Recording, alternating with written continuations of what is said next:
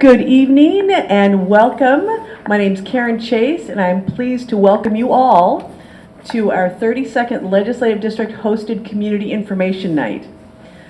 This evening we are hosting a forum with Alicia Crank, our wonderful hostess, talking about the upcoming technology levy in Edmonds.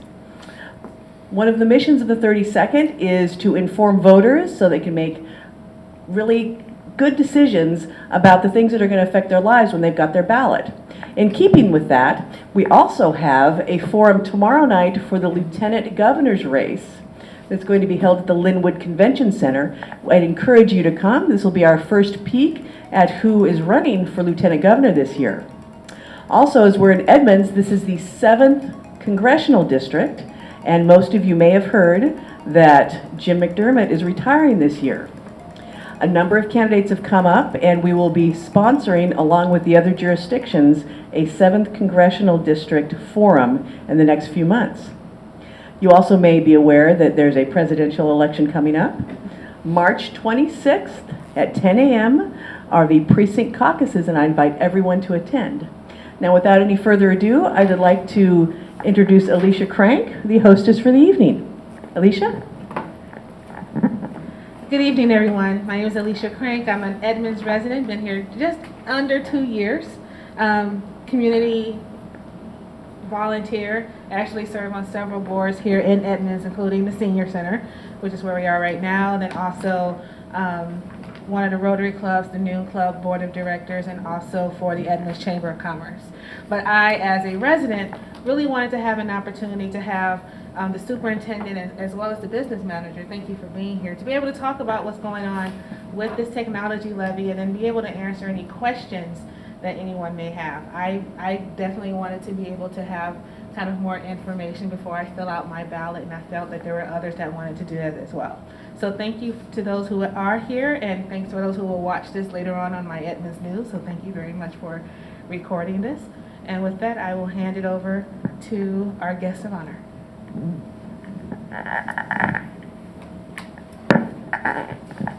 Thank you, Alicia, and Karen, thank you as well for the opportunity to share some information with folks that are here as well as those that might be tuning in.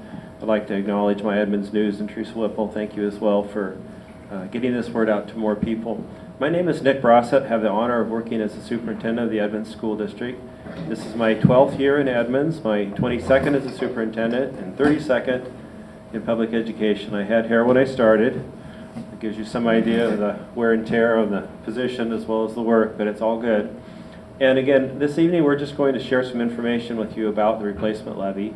And I want to start kind of from a large perspective about why we have levies and how this one fits in the big constellation of things. Then we'll talk more specifically about what's in this levy, unpack that a little bit. Stuart's going to provide even more detail so you'll understand that at a more granular level. And then we'll be happy to address questions if people have any who are here tonight. In our school district, like many in the state, there are different ways we receive revenue, receive resources to operate. Student enrollment drives at a formula by the state of Washington. It's called an apportionment. We receive most of our money from the state. But for the general fund, there's also money that comes from the federal government for food services and for title and special programs. And then we have a few dollars that we get from fees for facility use and the various things that you would have in a system, like if you might pay a fee for some classes or for sports, there's different budgets. There's also, though, a mechanism in the state of Washington called the local levy. And a levy can be for different things. We have a program and operations levy that supports the general fund, which is how we primarily pay for the staff, the salary and benefits of the staff we employ, as well as extra things. And then there's, as you might have seen a couple years ago, there was a bond issue. And a bond issue is a way for a community to vote to build new schools and to modernize old buildings. And we have a very supportive community that does a great job in terms of providing those local mechanisms of support. But there's another instrument that we use. In this case, it's called the Technology and a Capital Levy. And a levy is like a magazine subscription. It lasts for a while and then it expires, and the community has to vote to renew, or the words that we use is replace that levy. So we already have a technology and a capital levy in place now. But like a magazine subscription, it will expire, and it takes the community to vote, in this case on February 9th, to renew and to replace that levy. Oftentimes people think, well gosh, if there's this ballot that comes in the mail and it's got a levy on it, this is going to raise my taxes. That's why the word replacement is so important. People in our community have already made a decision to provide additional resources to our schools that we can provide to support student learning and to support modern tools and to help provide lots of different things for students. Well, that levy will expire, and so the community gets a chance to vote to replace it and renew it. The cost to each household is very similar to what they're paying now. So it's not a new levy on top of the old one where it's additive. The old one goes away, and literally the next day if it's approved, then the collection starts for the replacement levy. Oftentimes people say, well, is this going to cost me more money? You know, and it sounds like a political answer, but the answer is it depends. It depends actually what's happening with the value of your house and how that value compares to all the other properties in the school district. Cities and counties oftentimes will collect an amount of money based on a rate per thousand. So they change the rate. That rate's applied to more assessed valuation in their jurisdiction, and it drives in more money. School districts is just the opposite. The community votes and authorizes a dollar amount to be collected. That dollar amount is divided over the total base of assessed valuation, which then determines what the rate is. So if assessed valuation is growing, if that base of all the property values is growing, and the dollar amount's the same, it makes the rate per thousand less. But if your house is valued at more thousands, it's a smaller number times your house, which is at a higher number, which equals possibly the same amount as if the assessed valuation was lower and the rate was higher. That's why it's really hard to say for sure. We actually have had people call, they bring in their tax statements, we sit down, we actually help them calculate the difference. Many people will pay about the same as what they're paying now. Depending on what happens with their property, they could pay maybe in the course of a whole year $50 more for this replacement levy. It just depends again on what's going on with their property. Every new house you see, every new business that's added to the tax rolls increases the size of the base. So over the life of a levy or a bond, that base grows and grows and grows every year. The amount people pay per thousand usually falls down. One of the things that we always like to do is we like to I'm looking for the word, project, but help me out. We overproject what the rate is, knowing that we'll come in lower. Yeah, so there's always this experience where we tell people, here's what we think it's going to cost you, but the actual amount is less than what we tell them. So I guess we like to overperform, even though under-promise and overperform. That's it. That's That's what I was looking for. But we always like to do things on time and within budget, and there's no difference whether we're doing technology or building buildings. Again, we have a very responsive and responsible board that, nothing that we do is automatic. So we have study sessions. They spend a lot of time reviewing the plans and asking very detailed questions and following up to make sure that we're doing what's in the best interest of the public and for our students. So you have hopefully within reach a handout. And if you'll take a look at this was mailed to every household, not just the registered voters, but literally to every household in our school district, every post office box and business. And it gives a very good overview of what's in Proposition 1, which is on the ballot for February 9th. Now, most people have already received their ballots in the mail, and they simply have to get those postmarked and voted and returned by February 9th. But you'll notice if you look at this, there's an overview, and on the back is additional information about how that affects rates per thousand, how we compare to some of our neighboring districts, as well as the Q&A section that seems to be helpful for people. At this point, what I'd like to do is turn it over to Stuart Meyer. He's going to take you kind of deeper into the proposition and talk about each of the little components. And I think everybody received a separate handout, a single sheet of paper. And that has the breakout in terms of the actual costs that are projected for the items in the replacement levy. So with that, Stuart. Thank you, and again, my name is Stuart Meyer. I'm the Executive Director for Business and Operations. I've been here with the Edmonds School District just over 3 years, and this is my 22nd year working in the business area of the school district. So the information that you have here, I pretty much took right off of the district's website, although I did add a little bit more detail. So Those of you who may watch this later, this information is right on our website. Starting right at the top, first with technology. The first section it refers to technology for student learning. Increase the level of student one-to-one computers, grades 3 through 12, district-wide, along with online curriculum and instructional systems. That comes in at $18.7 million. What that's going to do is that's going to allow for the district over a number of years to roll out a one-to-one computing device to our students and in grades 3 through 12. The other thing that it's really going to do is that it's because that will change how teachers actually deliver instruction, it also allows us to be able to train teachers on how to be able to utilize that technology with their students. As you can imagine, our students are digital natives. Many of our teachers, like all of us here, are digital immigrants, and sometimes we're a little behind the curve of our students and we have to catch up. So that allows that. Also a part of that is to replace older equipment as they age in our computer labs, teacher laptops, specific teaching and learning tools with students with special needs. We actually buy some specific technology for our special needs students. Then replacing projectors, document cameras, and sound enhancement systems around the district. Going on to teacher continuing education and tech support. There again, it helps those teachers modify their instruction.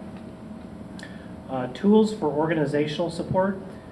This is for software for our computers, the district administrative support systems, and our staff computer replacements.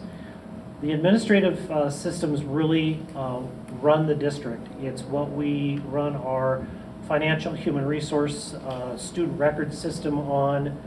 It also runs things like IEP online. It's for our special education staff to be able to track the individual education plan for our special needs students.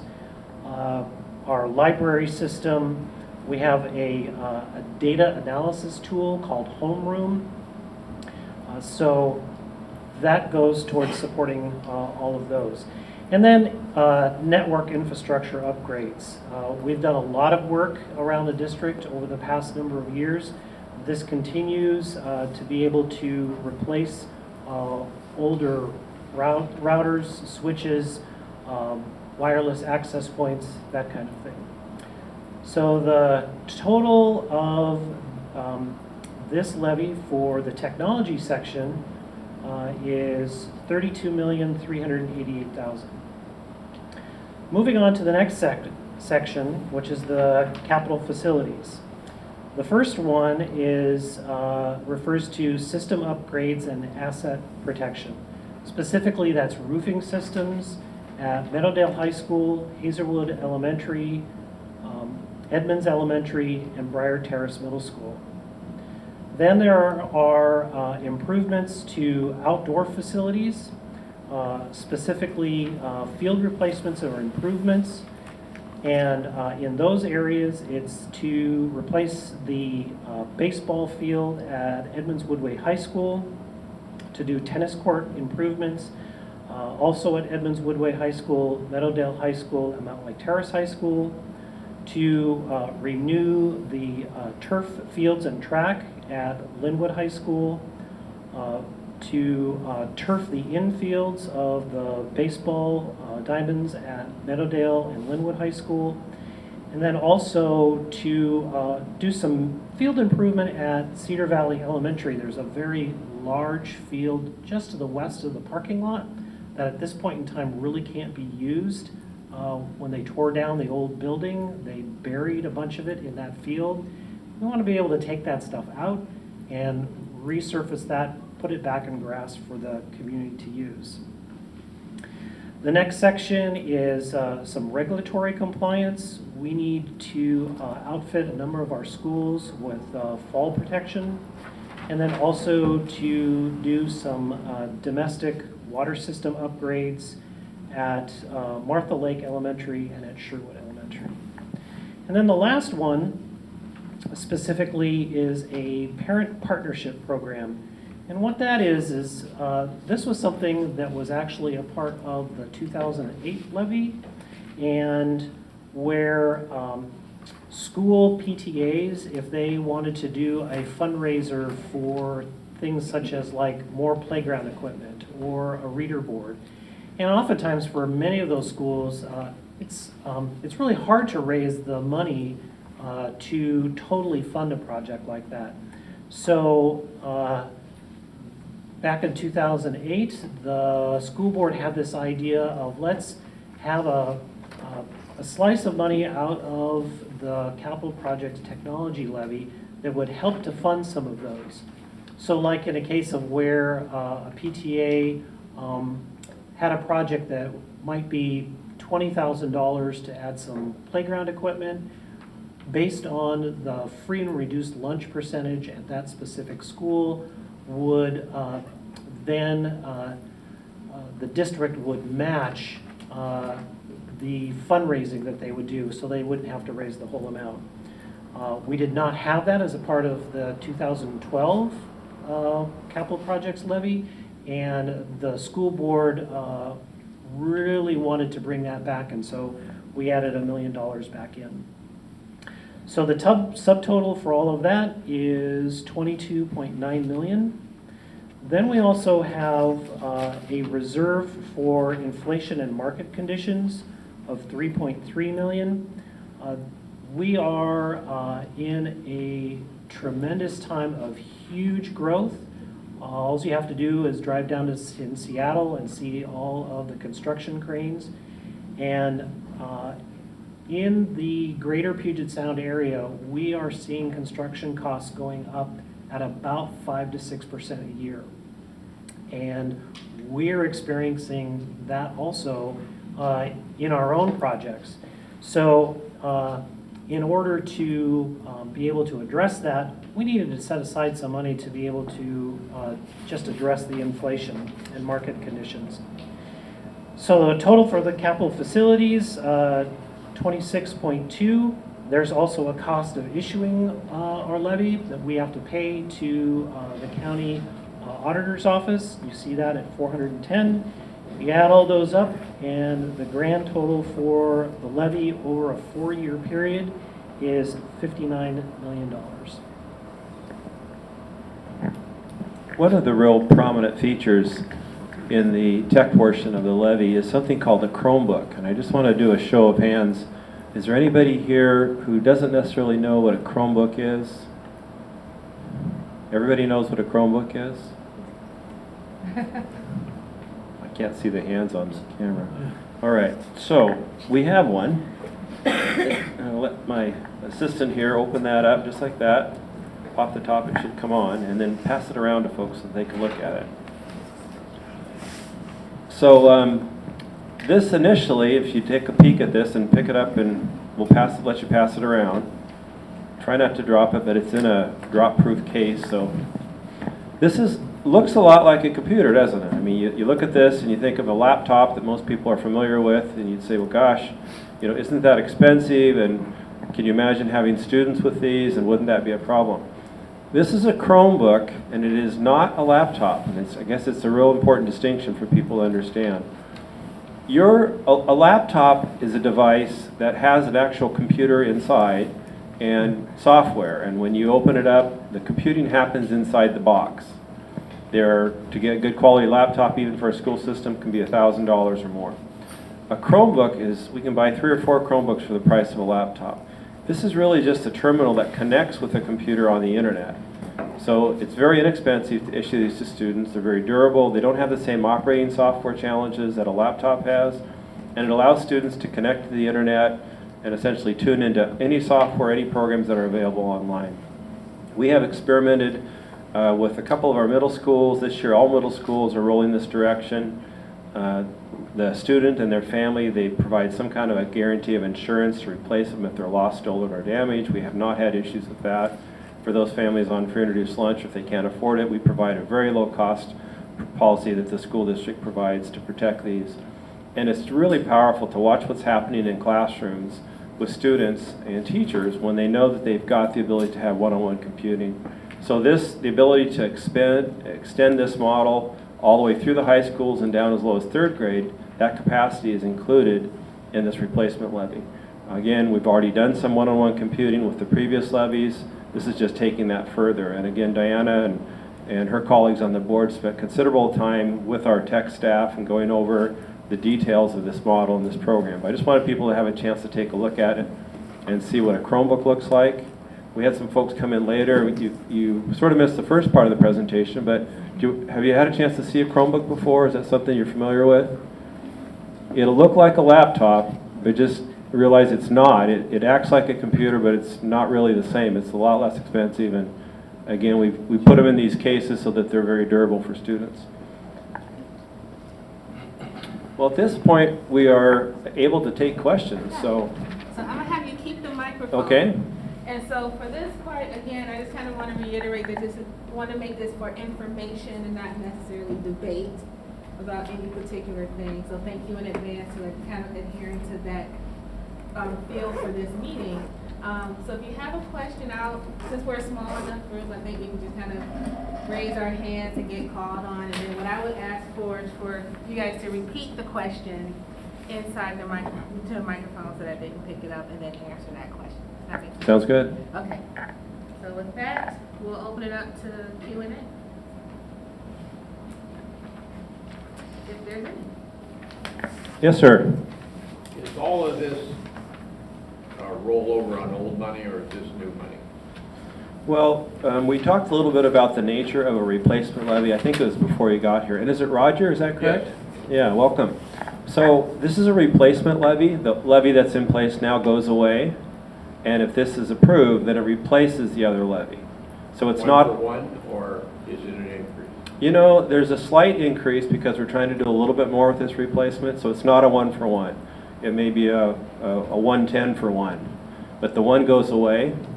It depends on your property as to whether you'll pay exactly the same or more, because as you know, Roger, obviously you're astute, there's been a lot of growth of assessed valuation. There's more businesses and more households that are paying into the base.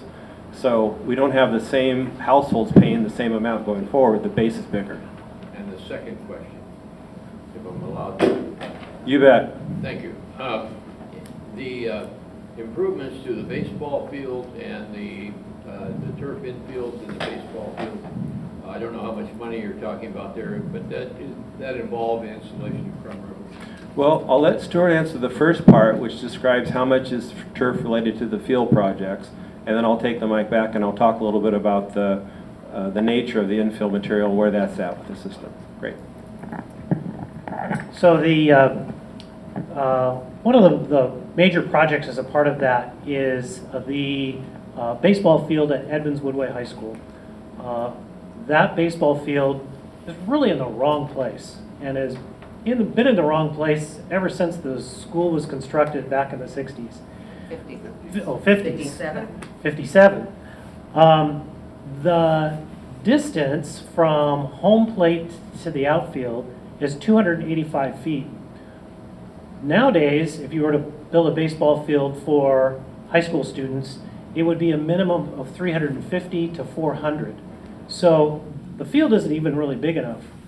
There's also some challenges that at that field, down the left field line, just out in foul ball territory, there's a very large pine tree that gets in the way.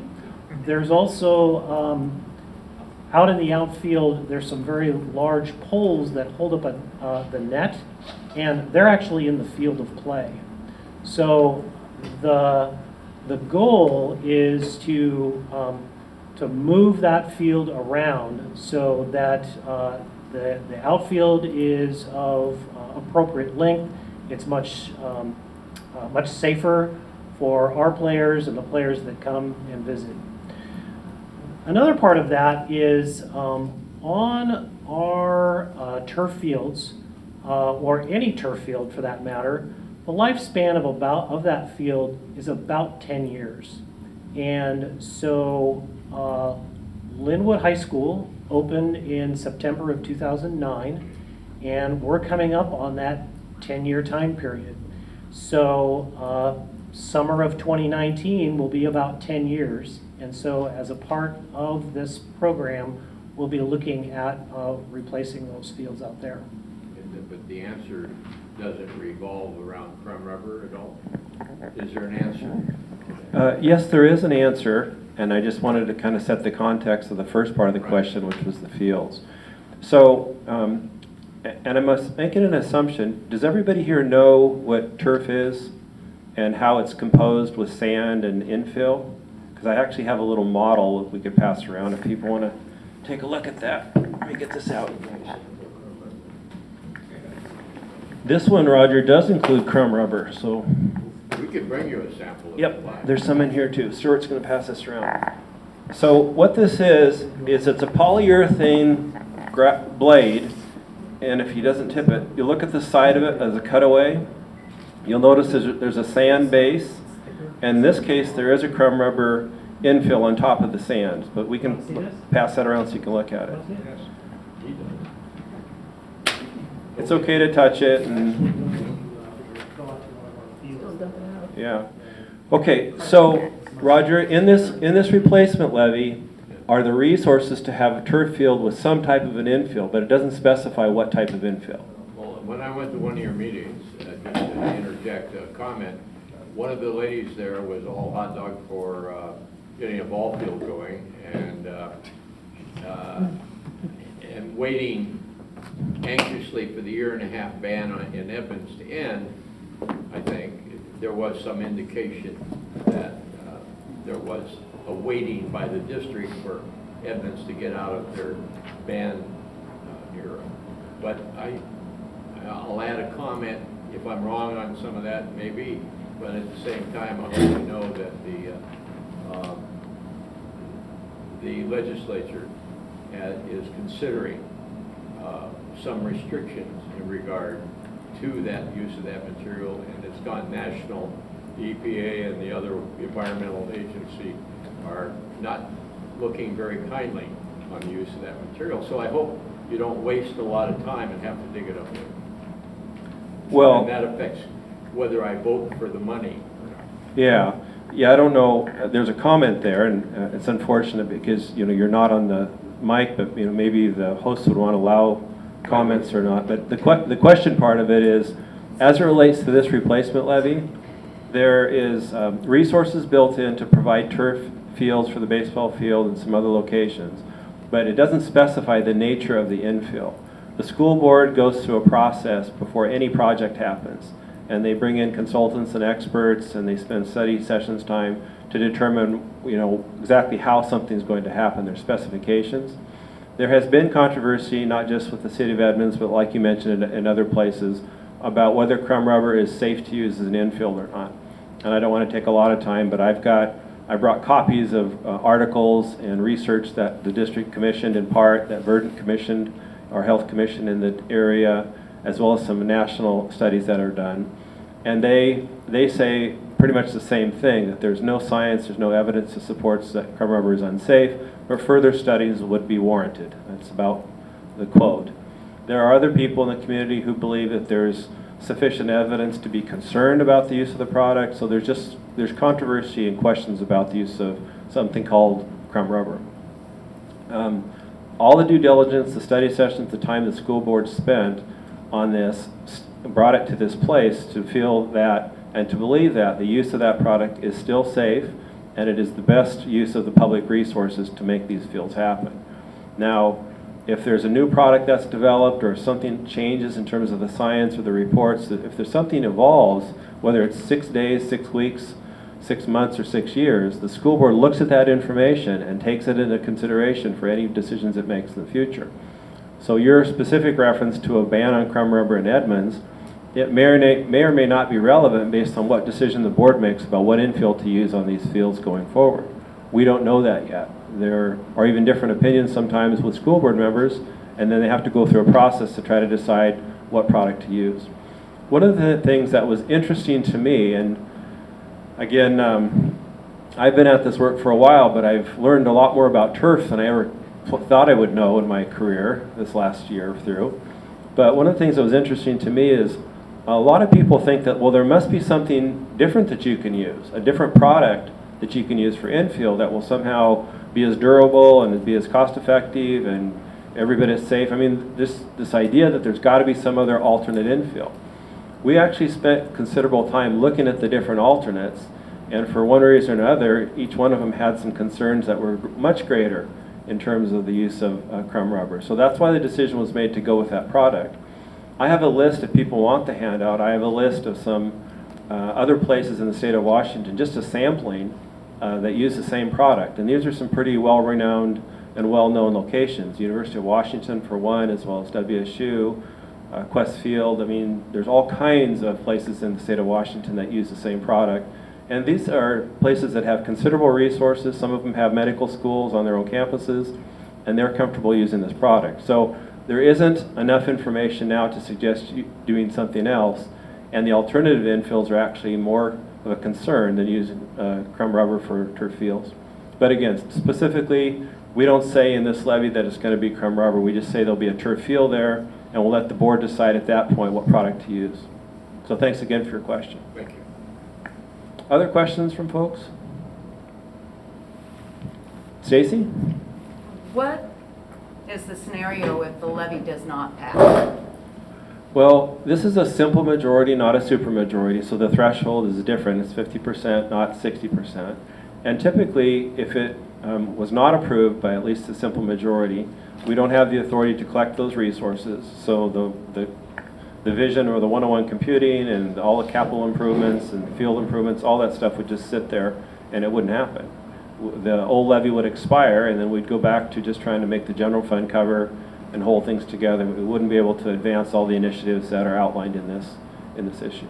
And a follow-up on the Chrome notebooks, how many schools have them? And how many schools then wouldn't? Yeah, right now all of our middle schools have them. And again, students don't keep them. They're the school's property. It's like a textbook. You use it and then you return it. And if it's lost, stolen, or damaged, you have to pay to replace it. And these are very durable. They come in these crush-proof cases, so we're getting good life out of them. But right now all the middle schools have them. There are some Chromebooks at the elementary level, but not on a one-to-one basis. It's maybe 2 students for a Chromebook, and they're not necessarily the same in each school. And same thing at the high school. There's a collection of them here and there.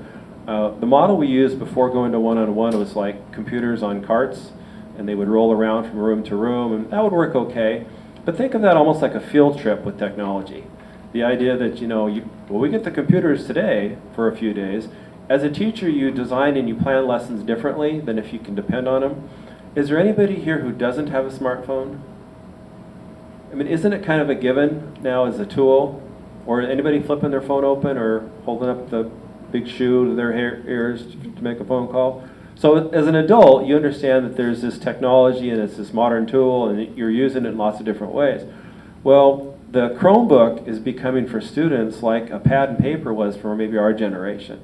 It's just how kids are learning. It's the technology that kids are learning, and it allows the teacher to make different assumptions about what students can access. If they know students can get online and access web-based resources, it changes how they design lessons and what they do in class.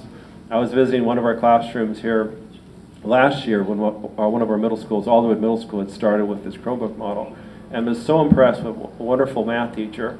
And was walking through his class, all the kids had Chromebooks, and he had a big screen up in the front of the room, and they were all working on the same problem at the same time. Then they put their answers in on their Chromebooks, and immediately you saw this color coordinated chart of which students were green and got it right, and which ones had red, and then he knew exactly which stations were getting the right answer, which ones weren't. So he was able to work through it as a class, and kids were able to go through and change their work and modify their information. Just really powerful, very interactive and very dynamic, which wouldn't have happened and couldn't have happened if you didn't have that technology available. So again, we're really appreciative of the support from the community and the ability to advance this model with our one-on-one vision. Just some more comments along that line. the Chromebooks are all built in with software that the teacher from the front of the class can actually monitor every single Chromebook in class and where the student is or is not. And if a student happens to be off at ESPN or some other place where they shouldn't be, the teacher can literally from the front of the classroom redirect that student's Chromebook to the website where they're supposed to be, or even send them a little instant message, hey, Joey, you're not in the right spot. The other thing is we've had questions about, well, what about the safety of where students can surf to with their Chromebooks? The Chromebooks are designed and configured that no matter where they are, whether they're sitting in our school connected to our wireless network, at home or at Starbucks or wherever, as soon as they turn that Chromebook on and it connects to the internet, the very next stop that it goes from wherever it is in the world is back to our network and back to our filtering system. So even though they may be somewhere else, all the traffic, all the internet traffic goes through our filtering software to keep our kids safe. I may have missed this in the printed material, but if the levy passes, when is the projected rollout for the Chromebooks on the high school level? Oh, it's a great question. We haven't published that specifically because we're still working on developing it. The question again, is there a specific rollout schedule for the high school? Our staff are still analyzing the capacity of our tech crew to be able to support the rollout. What we don't want to do is roll it out faster than our ability to train and to support teachers in that process. It's a little bit connected to what happens this legislative session, because some of this crew that we have to support technology is funded by a general fund, which is different than this levy. So we need to make sure that we have adequate resources on the support side to provide the equipment and the technology to our schools. And we don't want to have all the equipment out there and not the correct level of support. So my guess is that we'll do some kind of a survey of the readiness of staff, and we'll look at our tech capacity and probably do at least one whole high school, maybe two, depending on our ability, and maybe phase them in, have a staggered start, so we're not trying to get everybody started up at the same time. In theory, then that could happen within a year or two. It could be pretty quickly, but it has to be done in a systemic way, in a systematic way, so that we don't end up with just, too many moving parts and not enough support to make that happen. Yeah, great question. That's a really important part, and something that I think here in Edmonds that we put a lot of emphasis on is it's one thing just to put a piece of technology in a student's hand or even into a teacher's hand, but then to train them how to use it. And that's one of the things that we really focus on, and as a part of this levy is to help teachers and to train teachers how to use that technology most effectively with their students. And that takes time.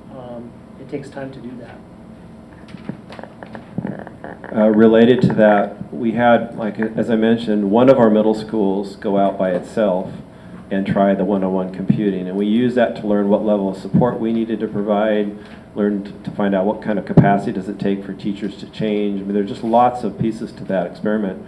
It went incredibly well, and so we thought, well, let's just ask the question at the other middle schools to find out what the readiness level is at the other middle schools. And we were prepared for some resistance. Adults maybe who aren't as familiar with technology being a little less inclined to make that change as fast as they were. And we asked the question of the other middle schools. The response rate from the adults was over 90% wanted to go the next year, and they wanted to go for the whole school.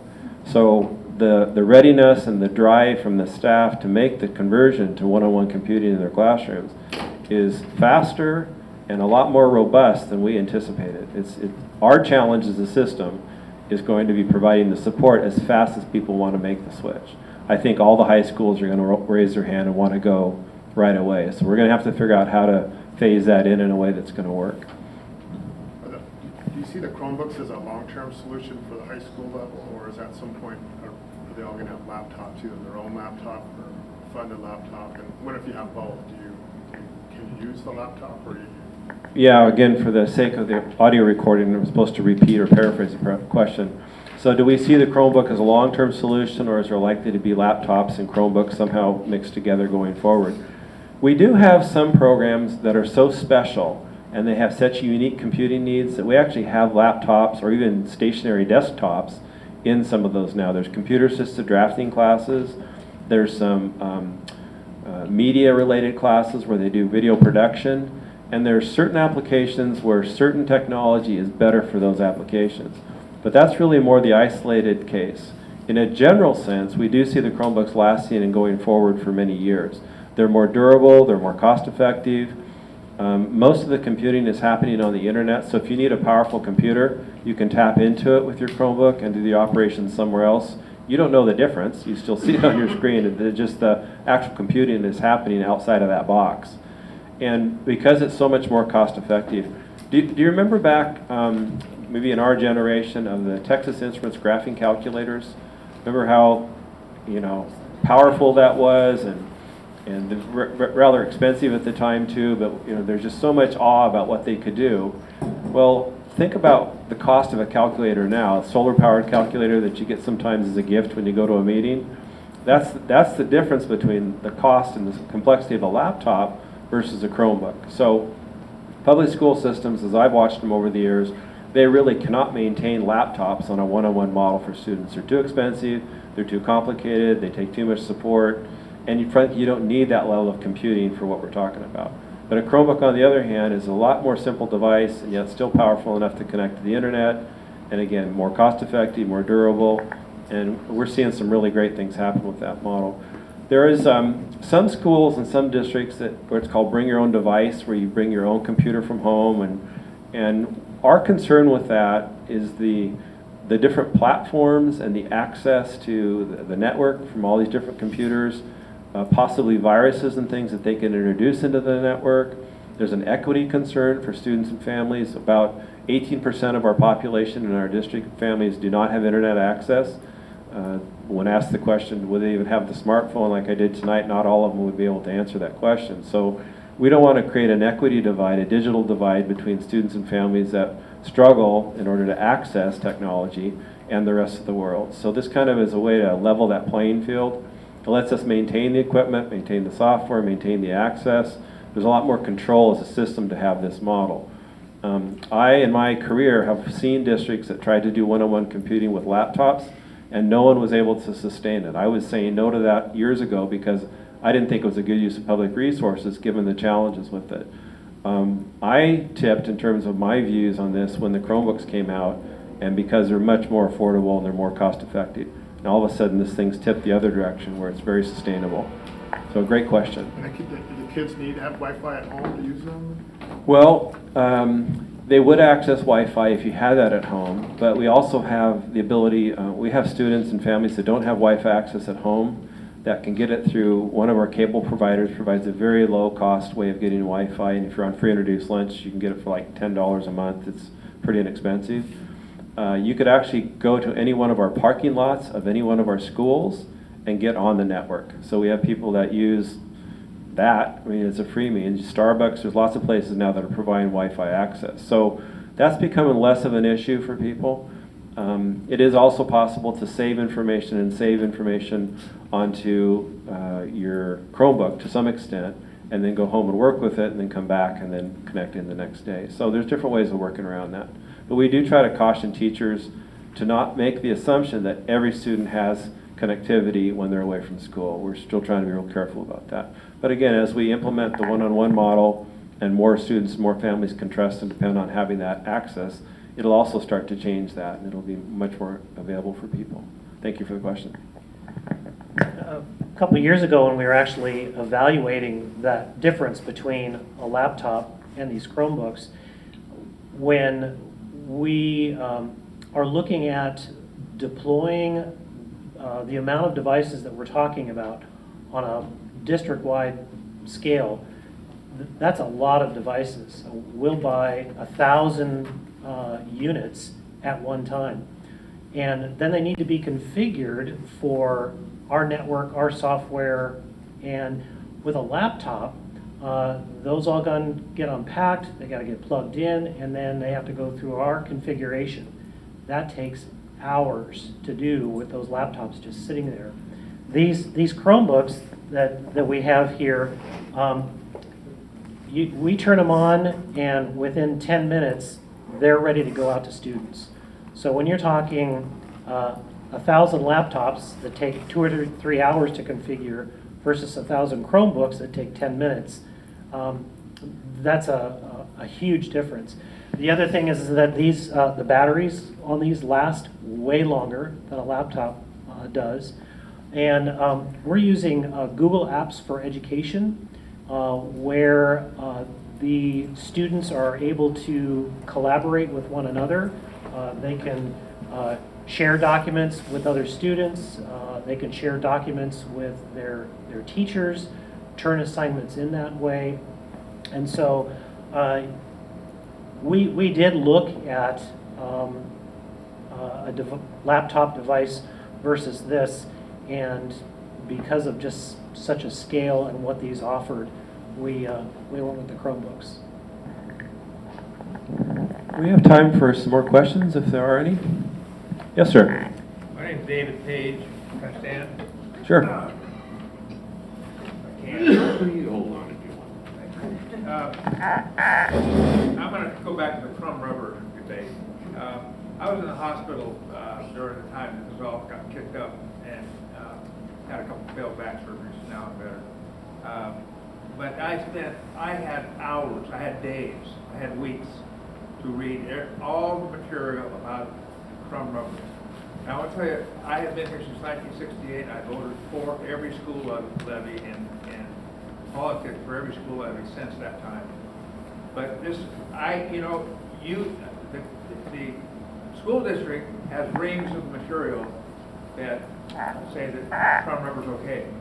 The opponents have reams of material that say there's a problem with crumb rubber, and I've read it all. Now, I could have brought it here. I didn't expect this to be such an intimate meeting, and I didn't expect to speak. But the fact is, I'm against this. In my heart, I think it's going to cause cancer in our kids. I've seen, I watch all the pro games. I'm a football nut. And you can see when there's a tackle made, this crumb rubber flies into the air. It's just, I'm not going to vote for the school levy. And I would, if I had more time, I'm late to the scene. I would start a campaign against crumb rubber in District 15. So, sir, did you actually have a question for him? Because I said I want to make a statement. oh, actually, that isn't really, it's still a question. So rather than asking the question. Well, okay, here's the question. Why would you spend $59 million, or ask for $59 million in a school levy and not spend the extra $500,000 or whatever it costs to put alternate turf in our playfields? Why would you? It's a good question. So the question is, why wouldn't we spend extra public money to put in a different alternate infield that would cost more money, and the science that we have suggests it's less safe? Okay. So that's the answer. But and I want to thank you for being here, and it's totally okay for people to vote however they think they want to. And I'm sorry that you had surgeries, and I appreciate that you spent time reading things. I mean, I had back surgery myself. I know that's a painful thing, so I get that. Also, I want you to know that the school board, the staff, everybody I've ever been associated with here cares deeply about students and their safety. So nobody would, in a cavalier way, try to do anything they felt to be harmful. I wasn't necessarily planning on it, but I did bring some information, and I'll share that. And I'll also leave a copy of the actual reports for anybody who wants to get a copy with our host here this evening. But I think it's important to take a look at this and understand that the decision the district's made to use that infill product as of now hasn't been done in a casual way or in a way that's thoughtless. Are you familiar with an organization called Verdant? Are you familiar with Verdant, our hospital district? Yes, very much so.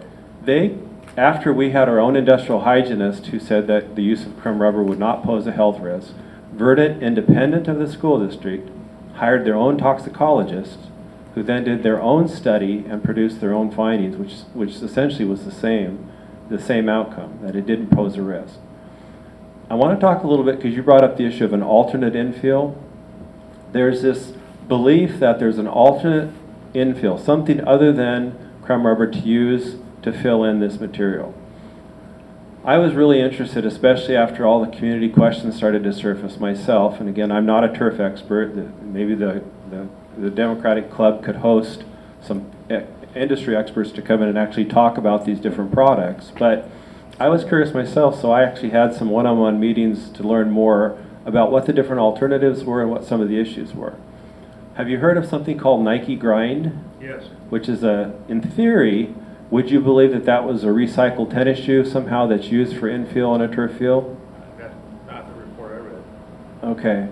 So Nike Grind, the material that comes from the manufacturing of tennis shoes, is actually taken off the floors in China. That's where the manufacturing occurs. The rubber material is bonded together with different glues and resins, and those actually are present in the infill.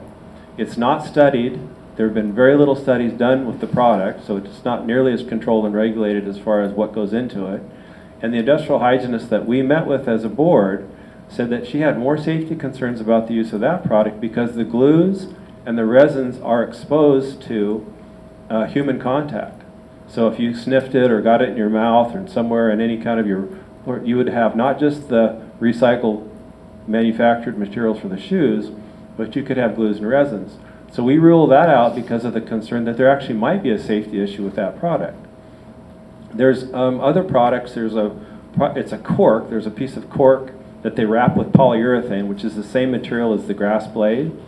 And those products are available, but they're like $600,000 more for one field.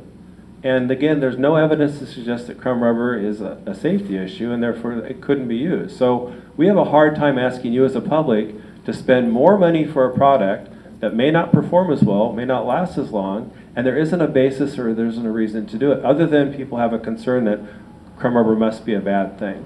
And again, I'll pass it out if you're interested in it, but we've got more studies and more citations that shows the background and the science behind this issue. And again, a list of many, many colleges and hospitals and universities and teams and parks and recreations all over the state of Washington, across the country, that use the same product.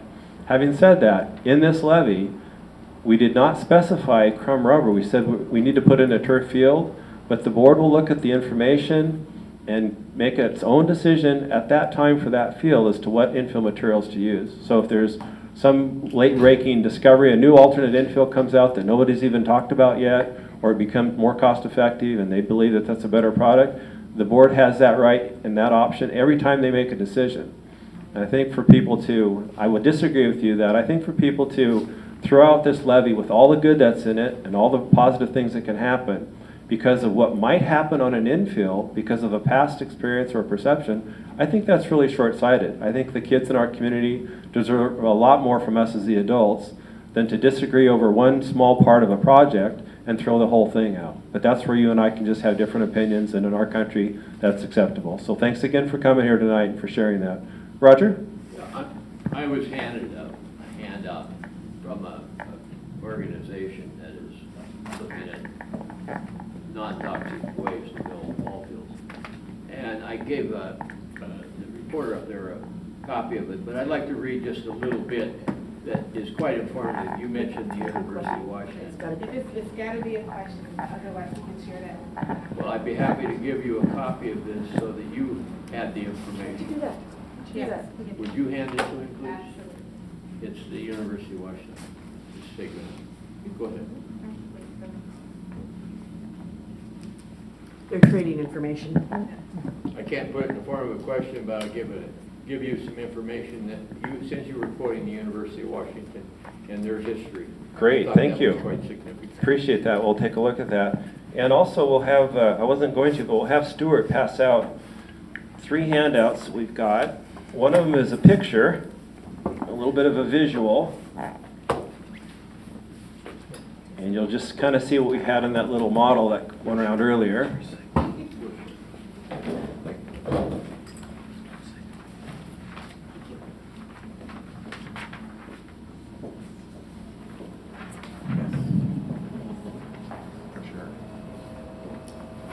And then I'll give a copy.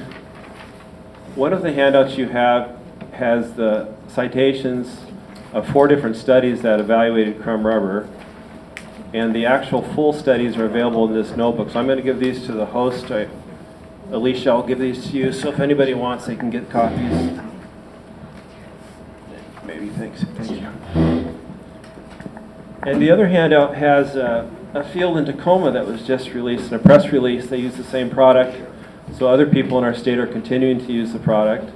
And there's also a listing of just a sampling of very highly acclaimed organizations across the state that are using the same product. So this is just information you can take a look at your leisure. Other questions? Yes, sir.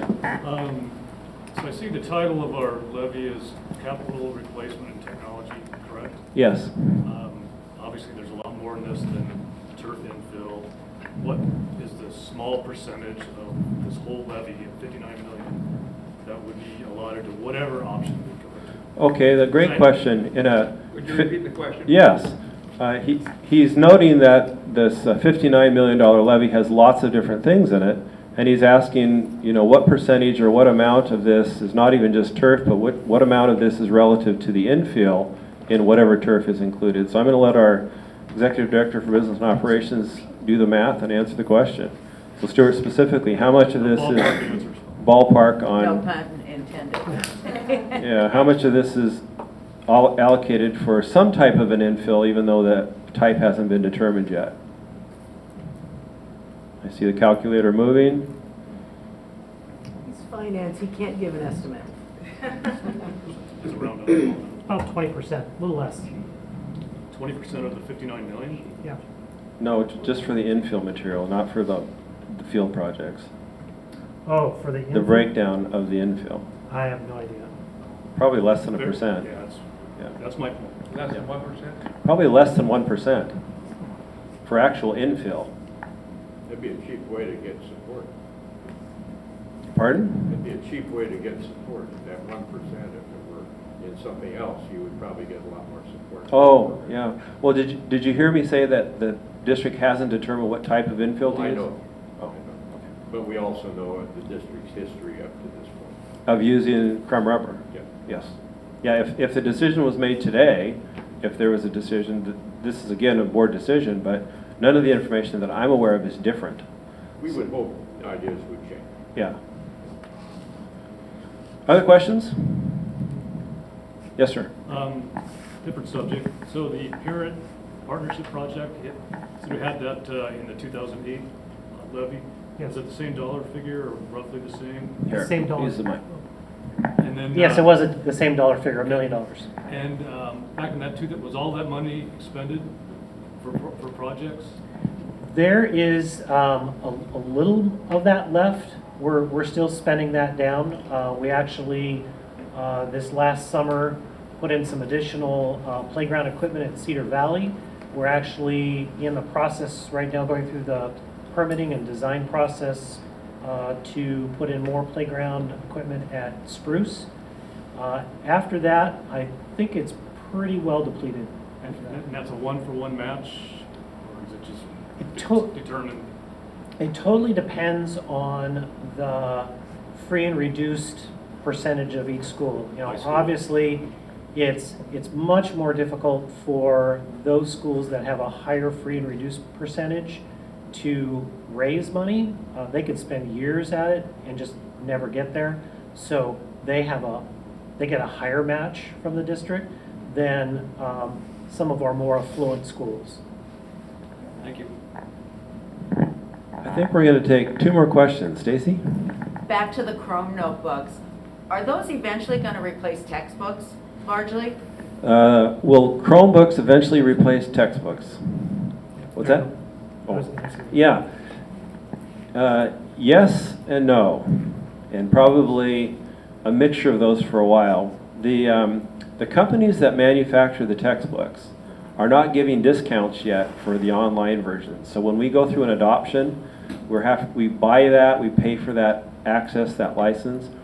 We have in some cases a class of textbooks that's in the classroom that students can use, and then with their Chromebook they can access that same textbook online. that seems to be where the industry is going, is that you have a little bit of both.